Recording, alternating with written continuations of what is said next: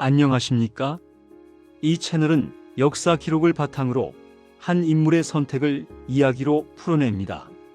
사건은 기록에 근거하며 기록이 말하지 않는 마음은 조심스럽게 상상합니다. 오늘은 첫 번째 이야기, 이순신 장군입니다. 그날 밤 그는 쉽게 잠들지 못했을 겁니다. 파도는 잠잠했습니다. 칼은 제자리에 놓여 있었습니다. 하지만 그의 앞에 놓인 선택은 조용하지 않았습니다. 역사는 늘 이런 밤에서 시작됩니다. 한 사람의 선택이 나라의 운명을 바꾸는 밤 말입니다. 이순신은 처음부터 영웅이 아니었습니다. 1545년 서울 건천동에서 태어난 그는 무명의 무관이었습니다. 특별히 빠른 승진도 없었고 눈에 띄는 전공도 많지 않았습니다. 하지만 그에게는 한 가지 특별한 점이 있었습니다. 기록을 가볍게 여기지 않는 사람이었다는 것입니다. 난중일기를 보면 알 수 있습니다. 그는 매일 기록했습니다. 날씨를, 군량을, 병사들의 상태를 빠짐없이 적었습니다. 규정대로 움직였고 원칙을 어기지 않았습니다. 그 점이 그를 지켜주기도 했습니다. 하지만 결국 그를 고립시키기도 했습니다. 1597년 조선은 다시 무너지고 있었습니다. 임진왜란이 끝나지 않았던 그 시절, 정유재란이 시작되었습니다. 조정은 이순신 대신 원균을 삼도수 군통제사로 임명했습니다. 그리고 칠천량 앞바다에서 조선 수군은 괴멸했습니다. 157척의 배 중 겨우 12척만 남았습니다. 조정은 책임자를 찾았습니다. 그런데 화살은 전쟁터에 있지 않던 이순신에게로 향했습니다. 선조실록은 이렇게 기록합니다. 이순신을 파직하고 백의종군하게 하라. 그는 관직을 잃었습니다. 죄인이 되었습니다. 흰옷을 입고 병사로 전장에 돌아가야 했습니다. 실록은 또 이렇게 말합니다. 그를 다시 쓰는 자가 없었다. 이순신은 모든 것을 잃었습니다. 하지만 전쟁은 사람을 가리지 않았습니다. 원균이 전사하고 조선 수군이 사라졌습니다. 나라는 절박했습니다. 조선은 다시 그를 불렀습니다. 1597년 8월 이순신은 다시 삼도수 군통제사가 되었습니다. 그러나 그에게 남은 것은 12척의 배뿐이었습니다. 조정은 말했습니다.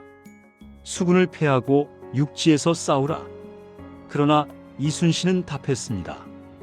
신에게는 아직 12척의 배가 남아 있사옵니다. 죽을 힘을 다해 싸우면 능히 막아낼 수 있습니다. 이 문장은 결심이 아니었습니다. 책임이었습니다. 여기까지는 기록입니다. 실록과 난중일기에 남아있는 역사적 사실입니다. 이제부터는 기록이 말하지 않는 한 사람의 마음을 상상해 봅니다. 조심스럽게 하지만 진심으로 말입니다. 명량 앞바다로 가기 전날 밤이었을 겁니다. 그는 전장을 먼저 떠올리지 않았을지도 모릅니다. 집을 떠올렸을 가능성이 더 큽니다. 아산에 있는 집, 기다리는 가족들을 생각했을 겁니다. 아들면은 이미 전사했습니다. 회는 살아있었습니다. 돌아갈 수 있을지, 다시 만날 수 있을지 그조차 확신할 수 없었습니다. 그는 알고 있었습니다. 이 싸움에서 이겨도 잃은 것은 돌아오지 않는다는 걸 말입니다. 명예를 회복해도 아들은 돌아오지 않습니다. 나라를 지켜도 흰옷을 입고 걸었던 길은 지워지지 않습니다. 그럼에도 그는 칼을 놓지 않았습니다. 왜였을까요? 무협의 세계에서는 이렇게 말합니다. 검을 든 사람은 검으로 죽는다고 말입니다.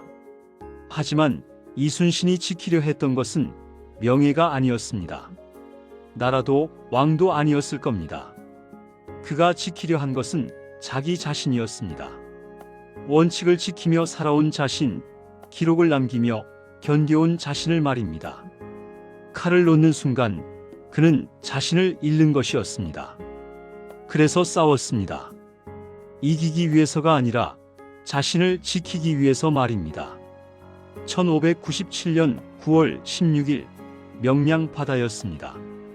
조선 수군 13척, 왜군 133척이 맞섰습니다. 이순신은 울돌목의 물살을 이용했습니다. 난중일기는 간단히 적고 있습니다. 적선 31척을 격파했다. 조선은 이겼습니다. 12척은 나라를 살렸고 이순신을 다시 역사로 불러냈습니다. 하지만 그의 고독은 끝나지 않았습니다. 이순신은 승리했습니다. 하지만 편안해지지 않았습니다. 1598년 노량바다에서 그는 전사했습니다.